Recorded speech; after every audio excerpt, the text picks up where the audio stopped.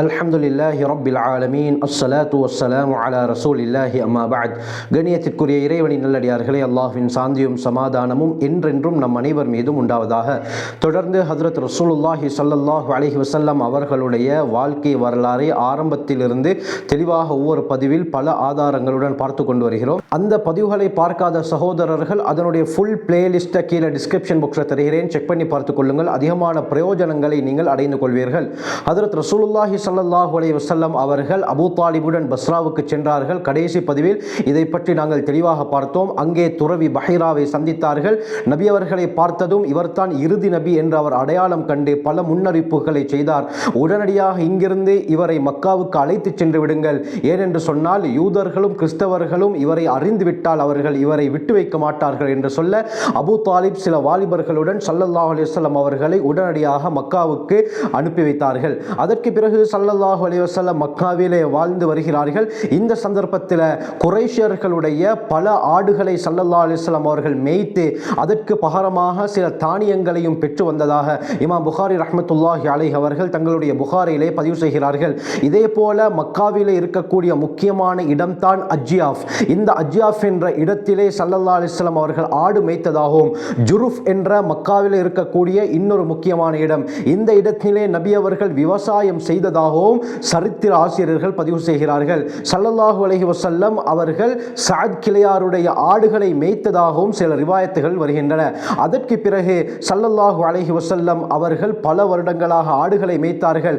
வாலிப பருவத்தை அடைந்ததும் இந்த ஆடுகளை மேய்ப்பதை விட்டுவிட்டு சாயிப் இப்னு அபி சாயிப் அல் மக்ஸூமி என்றவருடன் இணைந்து நபி அவர்கள் வியாபாரம் பிஸ்னஸ் செய்ய ஆரம்பித்தார்கள். இந்த சாயிப் இப்னு அபி சாயிப் அல் மக்ஸூமி உடைய சிறந்த தொழில் நண்பராகவும் நம்பிக்கைக்குரியவராகவும் ஸல்லல்லாஹு அலைஹி வஸல்லம் அவர்கள் திகழ்ந்தார்கள். பிற்காலத்தில் மக்கா வெற்றியின் பொழுது ஸல்லல்லாஹு அலைஹி வஸல்லம் இந்த சாயிப் இப்னு அபி சாயிப் அல் மக்ஸூமியை சந்தித்ததும் என்னுடைய தொழில் நண்பரே என்று ஸல்லல்லாஹு அலைஹி வஸல்லம் அவர்களை பார்த்து சாயிப் கூறினார்.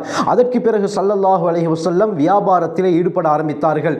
இந்த சந்தர்ப்பத்தில் தான் ஸல்லல்லாஹு அலைஹி வஸல்லம் அவர்களுடைய நேர்மை, அவர்களுடைய நம்பிக்கை தன்மை, அவர்களுடைய வியாபாரத்துடைய ஆற்றலை அறிந்த மக்காவிலே இருந்த செல்வ சீமாட்டி ஹதீஜா ரலியல்லாஹு அன்ஹா ஸல்லல்லாஹு அலைஹி வஸல்லம் அவர்களை தன்னிடத்திலே வரவழைத்தார்கள். ஸல்லல்லாஹு அலைஹி வஸல்லம் அவர்களை பார்த்து, என்னுடைய ஷாம் தேசத்துக்கு செல்லக்கூடிய வியாபார கூட்டத்தில் நீங்கள் இணைந்து என்னுடைய அடிமை மைசராவுடன் நீங்கள் செல்ல வேண்டும். மற்றவர்களுக்கு நான் எவ்வளவு கூலியை தருவேனோ அதைவிட சிறந்த கூலியை உங்களுக்கு நான் தருகிறேன் என்று ஹஜ்ரத் ஸல்லல்லாஹு அலைஹி வஸல்லம் அவர்களை பார்த்து ஹதீஜா ரலியல்லாஹு அன்ஹா கூறினார்கள். ஹதீஜா நாயகி மக்காவிலே இருந்த மிகப்பெரிய செல்வ சீமாட்டியாக இருந்தார். அவர் வியாபாரம் செய்து அதிலே வரக்கூடிய லாபத்தில் ஒரு பகுதியை தன்னிடத்திலே வேலை செய்யக்கூடியவர்களுக்கு கொடுத்து வந்தார்கள். இதே போல இரக்க குணம் உள்ளவராக ஹதீஜா ரலியல்லாஹு அன்ஹா இருந்தார்கள். பிறகு ஸல்லல்லாஹு அலைஹி வஸல்லம் அவர்கள் ஹதீஜா நாயகியுடைய அடிமை மைசராவுடன் சேர்ந்து இரண்டாவது தடவையாக, அதாவது 12வது வயதில் முதல் தடவை அபூ தாலிபுடன் ஷாமுக்கு சென்றார்கள். அங்கே தான் பஹீராவுடைய அந்த சம்பவம் நடந்தது. அதற்கு பிறகு இரண்டாவது தடவை ஹதீஜா நாயகியுடைய வியாபார பொருட்களை எடுத்துக்கொண்டு முஹம்மது ஸல்லல்லாஹு அலைஹி வஸல்லம் அவர்கள் ஹதீஜா நாயகியுடைய அடிமை மைசராவுடன் ஷாமை நோக்கி புறப்பட்டார்கள். ஹஜ்ரத் ஸல்லல்லாஹு அலைஹி வஸல்லம் அவர்கள் ஹதீஜா நாயகியுடைய வியாபார பொருட்களை ஷாமுக்கு எடுத்துச் செல்லும் பொழுது அவர்களுடைய வயது 25 என்பதாக சஃபியுர் ரஹ்மான் முபாரக் ஃபூரி தங்களுடைய ரஹீகுல் மக்தூம் என்ற கிதாபிலே குறிப்பிடுகிறார்கள். கண்ணியமானவர்களே, அதற்கு பிறகு ஷாமுக்கு சென்று ஸல்லல்லாஹு அலைஹி வஸல்லம் வியாபாரம் செய்ய ஆரம்பித்தார்கள். இதற்கு முன்னால ஹதீஜா நாயகியுடைய பொருட்களில் எவ்வளவு லாபம் கிடைத்ததோ அதைவிட பன்மடங்கு லாபங்களை ஈட்டி ஸல்லல்லாஹு அலைஹி வஸல்லம் மக்காவுக்கு வந்து சேர்ந்தார்கள். இதை பார்த்த ஹதீஜா நாயகி ஆச்சரியப்பட்டார்கள். அது மட்டுமல்லாமல் ஸல்லல்லாஹு அலைஹி வஸல்லம் அவர்களுடன் சேர்ந்து சென்ற ஹதீஜா நாயகியுடைய அடிமை மைசராவும் ஸல்லல்லாஹு அலைஹி வஸல்லம் அவர்களுடைய நம்பகத்தன்மை, அவர்களுடைய பேச்சாற்றல், அவர்களுடைய பேச்சின் உண்மை, இது போன்ற உயர்ந்த பண்புகளை பற்றி ஹதீஜா நாயகியிடத்திலே விவரிக்க ஆரம்பித்தார்கள். ஹதீஜா நாயகி அந்த சந்தர்ப்பத்திலே தன்னுடைய கணவனை இழந்து விதவையாக இருந்தார்கள். இந்த சந்தர்ப்பத்திலே குறைஷியர்களில் முக்கியமானவர்கள் எல்லாம் பெண் கேட்டு வந்தும் யாரையும் முடிக்காமல் ஹதீஜா நாயகி அமைதியாக இருந்தார்கள்.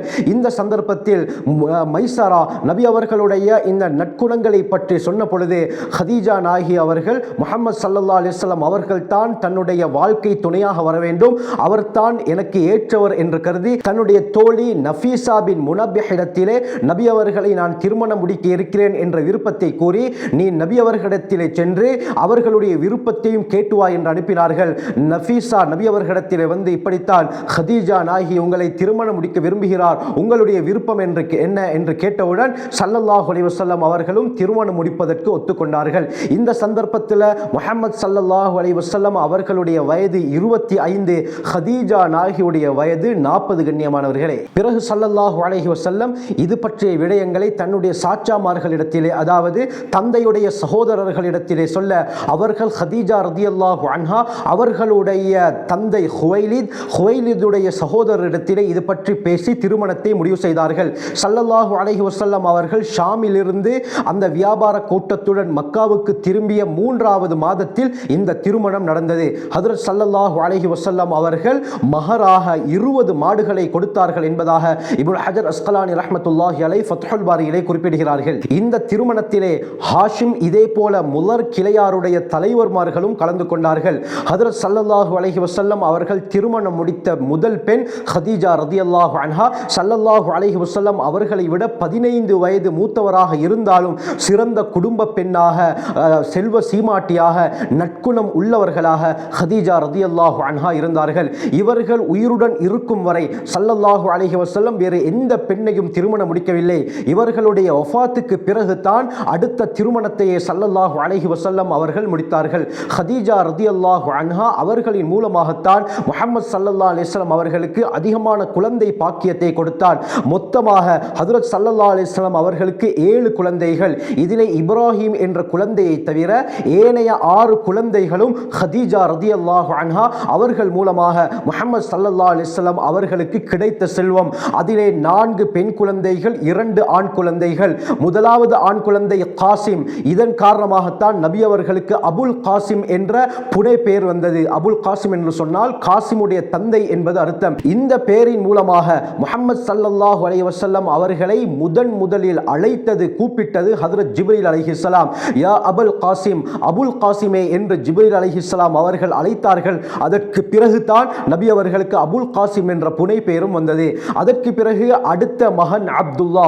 இந்த இருவரும் சிறு வயதிலேயே மரணமடைந்து விட்டார்கள். பெண் குழந்தைகளை எடுத்துக்கொண்டால் முதலாவது பெண் குழந்தை ஜைனப் ரதியல்லாஹு அன்ஹா, இரண்டாவது ருக்கையா ரதியல்லாஹு அன்ஹா, மூன்றாவது உம்மு குல்சூம் ரதியல்லாஹு அன்ஹா, நான்காவது ஃபாத்திமா ரதியல்லாஹு அன்ஹா.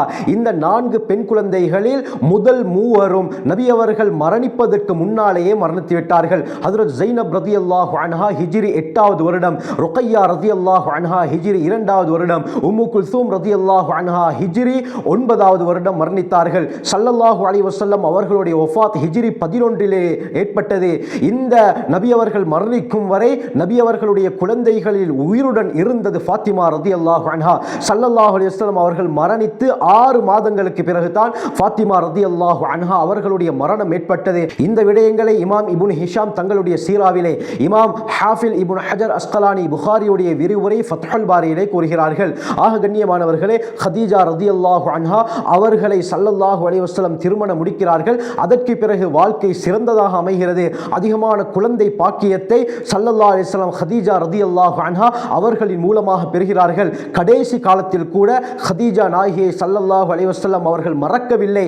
கடைசி காலத்திலும் சொன்னார்கள், எனக்கு எல்லா ரீதியிலும் உதவி செய்தது ஹதீஜா தான். தன்னுடைய முழு சொத்துக்களையும் எனக்காக வேண்டி, அல்லாஹ்வுடைய மார்க்கத்துக்காக வேண்டி தியாகம் செய்தார்கள். அது மட்டுமல்லாமல் தன்னுடைய முழு வாழ்க்கையையும் இந்த மார்க்கத்துக்காக அர்ப்பணித்தார்கள். நபி அவர்களை முதலில் ஈமான் கொண்டது ஹஜ்ரத் ஹதீஜா ரதியல்லாஹு அன்ஹா தான். கண்ணியமானவர்களே, ஹஜ்ரத் ஹதீஜா ரதியல்லாஹு அன்ஹா முஹம்மது ஸல்லல்லாஹு அலைஹி வஸல்லம் அவர்களுடன் 25 வருடங்கள் வாழ்ந்திருக்கிறார்கள். நபி அவர்களை முடிக்கும் பொழுது வயது 40, அவர்கள் மரணிக்கும் பொழுது வயது 65. ஸல்லல்லாஹு அலைஹி வஸல்லம் அவர்களுக்கு திருமணம் நடக்கும் போது வயது 25. ஹதீஜா நாயகி மரணமடையும் பொழுது நபி அவர்களுடைய வயது 50. இந்த வருடத்திற்கு தான் ஆமுல் ஹுஸுன், கவலையுடைய ஆண்டு என்று சொல்லப்படும். காரணம் என்ன? நபி அவர்களுடைய 50வது வயதில் தான் நபி அவர்களுடைய அன்பு மனைவி ஹதீஜா ரதியல்லாஹு அன்ஹா அவர்களும் மரணமடைந்தார்கள். நபி அவர்களை எல்லா ரீதியிலும் 41 வருடங்களாக பாதுகாத்து வந்த அபூ தாலிபும் மரணமடைந்தார்கள். எனவே தான் இந்த வருடத்திற்கு ஆமுல் ஹுஸுன், கவலையுடைய ஆண்டு என்று சொல்லப்படுகிறது. ஆகவே இதற்கு பிறகு என்ன நடந்தது என்பதை இன்ஷா அல்லாஹ் அடுத்த பதிவில் தெளிவாக பார்ப்போம். முஹம்மது ஸல்லல்லாஹு அலைஹி வஸல்லம் அவர்களுடைய வாழ்க்கை வரலாறை குர்ஆனை முழுமையாக அறிந்து அல்லாஹ்வுடைய நெருக்கத்தை பெறக்கூடியவர்களாக அல்லாஹ் நம்மை ஆக்கியருள்வானாக. ஜஸாக்குமுல்லாஹு கைர். வஆஹிரு தஅவானா அல்ஹம்துலில்லாஹி ரப்பில் ஆலமீன்.